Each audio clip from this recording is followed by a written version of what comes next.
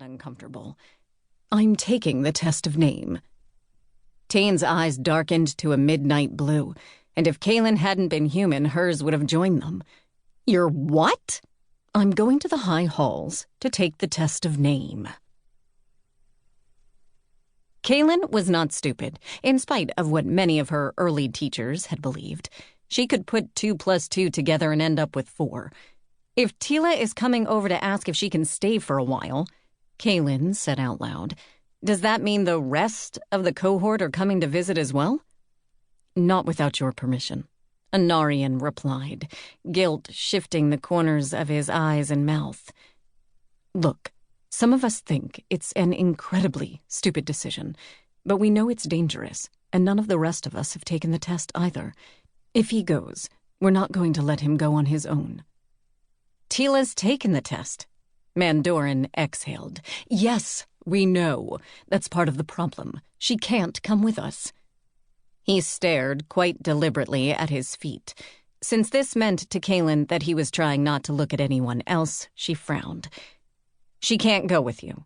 No, not if she follows the customs and laws of the high halls. Kaylin did look up then. But Tane hasn't taken the test of name. Silence. Kaylin said, Oh, no, I'm not getting between the two of you while you're arguing. You won't kill each other, but the collateral damage will probably kill anyone who isn't Barrani. We're not arguing, Tane replied. His voice was chilly, his eyes the same dark blue. Annarion apparently also found his feat interesting. Tane was not a lord of the High Court. He was Tila's partner, and Tila was. But the other Barrani hawks were like Tane, a second class of citizen, a lesser class in the eyes of most Barrani lords. He'd never seemed to give a damn, but clearly he did now. She wondered who among the cohort had voted against Annarion taking the test. Mandoran and Tila, certainly. But had any of the others? Yes, she said out loud. The cohort can stay here as our guests. Given what happened with the two of you, she added, looking at the Barrani who were still staring at their feet, I want some of the city to remain standing. They've been taking the same lessons we have, Mandoran offered. They learn what we learn. Are they like you or like Annarion? We're not sure yet. Then they are definitely staying where Helen can keep an eye on them. By the time Tila arrived at the front door, Tane, Annarion, and Kaylin were standing in front of it. Mandoran hung back, but not with any real hope of avoiding a face full of blue-eyed, angry Tila, which is what greeted them when Helen opened the front door. Her eyes shifted into indigo when she saw Tane. Tane didn't appear to notice, but he wasn't one of the cohort, and he'd lived in the real world, near Tila, for much longer than anyone else had.